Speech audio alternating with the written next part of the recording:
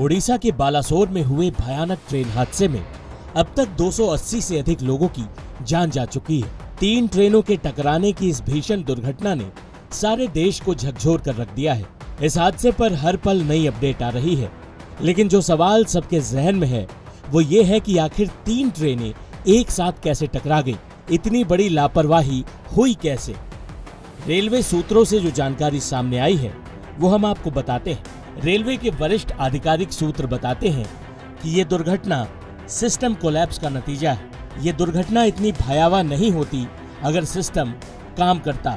Railway सूत्रों का कहना है कि कोलकाता के शालीमार से 12,841 कोरोमंडल एक्सप्रेस तय समय पर चल रही थी। सांतरागाछी में ट्रेन 4 मिनट की देरी से पहुंची। वहीं खड़गपुर में भी ट्रेन अपने तय समय से 3 मिनट की देरी से चल रही थी। उसके बाद ड्राइवर सतर्क होकर ट्रेन की स्पीड मेंटेन करके चलने लगा।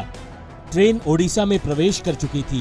बालासोर में भी ट्रेन अपने नियत समय पर पहुंची थी।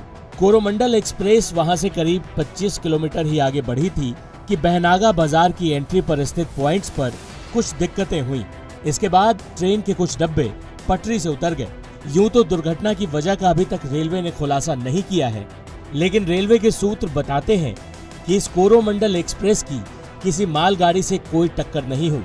उन्होंने जो अंदाजा लगाया वो ये है कि ट्रेन के कुछ डब्बे बहनागा बाजार के एंट्री पॉइंट पर डिरेल हुए होंगे।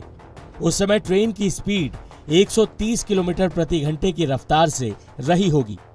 ऐसे में पटरी से डब्बे उतरने पर भी उनका 400 से 500 मीटर तक बढ़ते जाना आम बात है। इस बीच कोरोमंडल एक्सप्रेस के कुछ डब्बे लूप लाइन और दूसरी मेन लाइन पर आ गए। उसी समय बगल के लूप लाइन पर मालगाड़ी खड़ी थी। उसी मालगाड़ी पर कोरोमंडल एक्सप्रेस के डब्बे चढ़ गए। जिस समय ये हादसा हुआ उसकी जानकारी तुरंत कंट्रोल रूम तक नहीं पहुंची। उसी समय वहां से 12,864 हावड़ा बेंगलोर सुपरफास्ट एक्सप्रेस गुजरने वाली थी और दुर्भाग्य देखिए कि ये ट्रेन 3 घंटे से भी ज्यादा लेट चल रही थी। ये ट्रेन बहनागा बाजार स्टेशन पर नहीं रुकती थी, इसलिए इसे थ्रू सिग्नल मिला हुआ था और फिर ये ट्रेन 130 किलोमीटर की रफ्तार से चलती हुई डिरेल हुई कोरोमंडल एक्सप्रेस से भिड़ गई। इस ट्रेन के एक तरफ डिरेल कोरोमंडल एक्सप्रेस तो दूसरी तरफ लूप लाइन में मालगाड़ी खड़ी थी, यानी इस ट्रेन के डब्बे दोनों ट्रेनों के बीच से टकराते हुए गुजरे। इस वजह से ये हादसा भयानक हो गया। दोनों एक्सप्रेस ट्रेनों की भिड़ंत में ट्रेनों की करीब 17 बोगियां पटरी से उतर गईं। इस हादसे में अब तक 280 से अधिक लोगों के मरने की पुष्टि हो चुकी है। ये संख्या बढ़ भी सकती है क्योंकि हादसे में 900 से अधिक लोग घायल बताए जा रहे हैं। रेस्क्यू ऑपरेशन जारी है। अगली अपडेट के साथ हम जल्द हाजिर होंगे।